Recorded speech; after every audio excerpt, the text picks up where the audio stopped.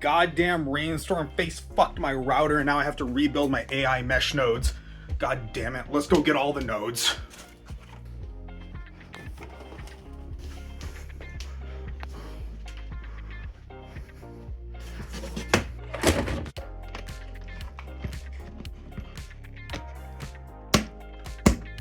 Okay, all the nodes are plugged in next to the base station. Next, we're gonna come into the router, click on the AI mesh, and now we're gonna go add node, and let's see if it starts picking them up. If you have more than one node like I do, make sure you write down their MAC addresses so you know which one's going where. Okay, so here's the first one that got picked up.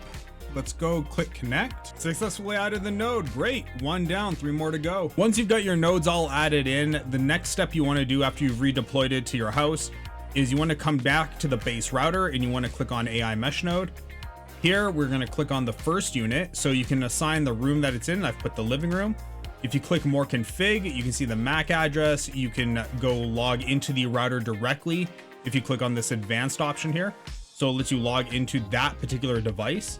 But if you want to assign your own IP to a device like I want to do for this 1800S, click on the AI mesh node on the left side, click on the node. Scroll down, you'll get the MAC address, and we're going to paste in the MAC address here. Now we're going to assign it the IP. So this one is going to be 194. So 192.168.50.194. DNS server, that is the default because I use a Pi hole. And we're going to click add. And there we go. That is how you assign an IP to an AI mesh node.